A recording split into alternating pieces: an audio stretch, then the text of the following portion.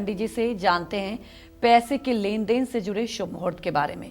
कब हमें पैसा उधार देना या लेना चाहिए, किस मुहूर्त में पैसों का लेन देन नहीं करना चाहिए, कौन सी ऐसी तिथियां, नक्षत्र और समय है जब हमें पैसों के लेन देन करते हुए सावधानी बरतनी चाहिए, ये समझते हैं पंडित जी से। बताएं पंडित जी। देखो, आप लोगों के भी दिमाग में कभी कभी आता होगा कि ये शुभ और अशुभ मुहूर्त क्या है।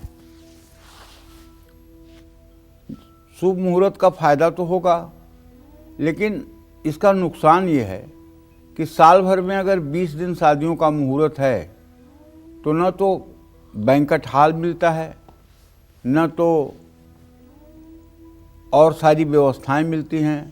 पहले से ही सब बुक हो जाता है, लोगों को फटफटाना, परेशान होना पड़ता है। अगर 365 दिन का मुहूर्त हो जाए तो सारी चीज़ें कितनी आसानी से हो जाएंगी, सारे लोग कितना आसानी से कर लेंगे।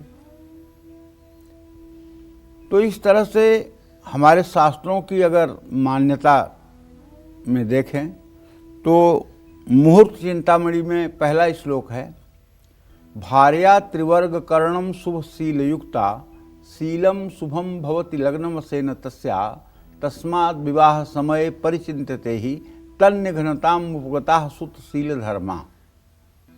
मतलब मुहूर्त का महत्व बताया गया है। यदि कोई कन्या सौभाग्यशालिनी और उत्तम संतान की माता बनना चाहती है तो उसे अच्छे लग्न में और शुभ मुहूर्त में ही पाणी ग्रहण संस्कार करवाना चाहिए। अब शुभ मुहूर्त क्या है? तो शुभ मुहूर्त जो है ये एक गूढ़ रहस्य है। ये स्वर विज्ञान का एक अंग है। हमारे शरीर में ईड़ा, पिंगला, सुषुम्ना 3 प्रकार की नाड़ियां हैं और ये दिन के हिसाब से प्रवाहित होती हैं। सोमवार को प्रातःकाल सूर्योदय के समय कौन सी नाड़ी चलेगी निश्चित है।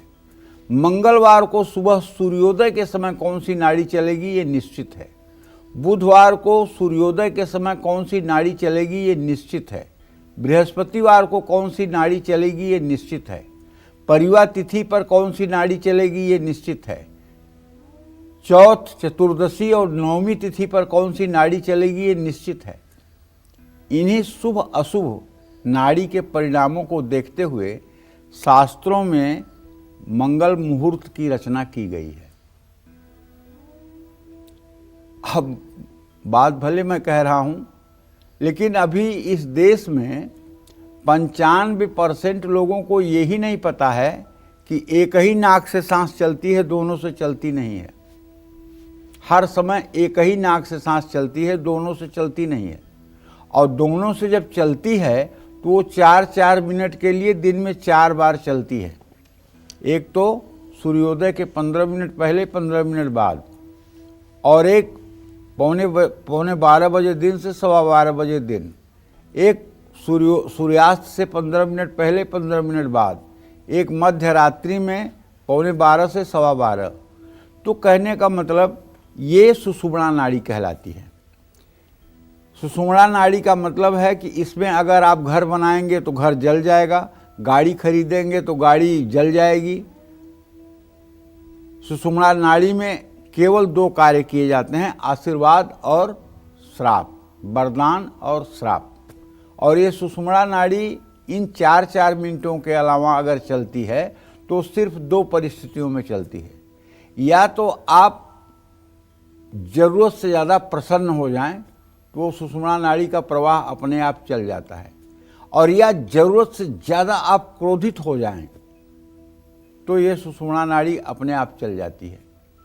कोई भी देवता, कोई भी ऋषि, कोई भी मुनि, कोई भी भगवान अगर किसी को आशीर्वाद दिए हैं तो उस समय उनकी एक मुद्रा रही है, अति प्रसन्न मुद्रा।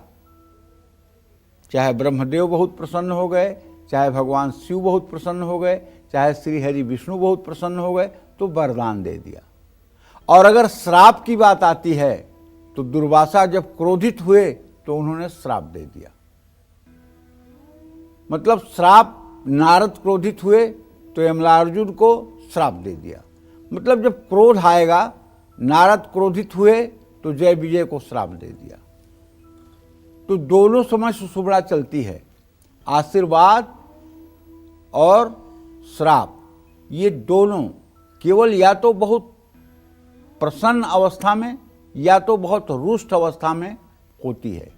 इसीलिए सुषुम्ना नाड़ी में केवल पूजा पाठ करने का विधान हमारे शास्त्रों में बताया गया है। यहाँ तक कि सुषुम्ना नाड़ी में जब गर्भधारण हो जाता है किसी किसी का, तो बच्चा जन्म से ही हैंडीकैप पैदा होता है। ना उसकी गर्दन उठती है, ना उसकी कमर से वो उठ के बैठ पाता है, ना उसका दिमाग काम करता है, विकलांग बच्चा पैदा होता है। इसीलिए शास्त्रों में गर्भाधान का भी मुहूर्त बताया गया है कि इस समय में गर्भाधान करें, इस समय में गर्भाधान ना करें। सृष्टि के क्रम के लिए भी मुहूर्त का महत्व है। तो मुहूर्त का अपने आप में बहुत महत्व है। अब हम आज आपसे बात करेंगे कुछ व्यवहारिक जीवन की, जो हम रोज करते हैं। अगर हम ध्यान दें तो कोई नुकसान नहीं होगा। अब हम बात करेंगे व्यवहारिक जीवन की, और व्यवहारिक जीवन में अगर हम सफल हैं तो फिर हमारे जीवन की छोटी छोटी परेशानियां अपने आप खत्म हो जाएंगी। जैसे मंगलवार को हमें कर्ज नहीं लेना चाहिए, बल्कि अगर हमारे ऊपर पहाड़ जैसा भी कर्ज है और हम मंगलवार को कर्ज चुकाना शुरू करें तो बहुत जल्दी कर्ज से मुक्ति मिल सकती है। ये एकदम आजमाई हुई बात कह रहा हूँ। चाहे जितना आपके ऊपर कर्ज हो और कर्जदार चाहे रोज आपका सर फोड़ें, लेकिन आप एक ही बात बोले कि मंगलवार को कर्ज वापस करूंगा, और मंगलवार को जब आप कर्ज वापस करना शुरू करेंगे तो 1.5 साल के अंदर आपको राहत मिल जाएगी। बुधवार को कर्ज देना नहीं चाहिए। बुधवार को अगर आपने कर्ज दे दिया तो वो कर्ज वापस नहीं मिलेगा। और गुरुवार को तो किसी के साथ पैसे का लेन देन करना ही नहीं चाहिए। और शुक्रवार को पैसे का लेन देन खूब करना चाहिए। आप किसी को दे भी सकते हैं, ले भी सकते हैं। शनिवार को भी पैसे का लेन देन करना सही नहीं होता है, लेकिन जरूरत पड़ने पर दिन भर आप कर सकते हैं। शाम 4 बजे से 6 बजे नहीं करना चाहिए। रविवार को ना किसी से पैसे लेना चाहिए और न देना चाहिए, लेकिन जरूरत पड़ने पर ये मंगलवार जैसा बुरा फल नहीं करता है, इसमें आप कर भी सकते हैं। रविवार को कर्ज लेने या चुकाने से बचना चाहिए। मंगलवार को कर्ज वापस करना बहुत अच्छा होता है। बुधवार को धन देना ही नहीं चाहिए। और एक बात बताना चाहूँगा, कृतिका, रोहिणी, आद्रा, अश्लेषा, उत्तरा फाल्गुनी, उत्तराषाढ़ा, उत्तरा भाद्रपद, विशाखा, ज्येष्ठा मूल नक्षत्रों में भद्रा अमावस्या में गया हुआ धन घर से फिर वापस नहीं मिलता है, बल्कि उस पैसे को लेने में विवाद बढ़ जाता है। जय मां विंध्यवासिनी।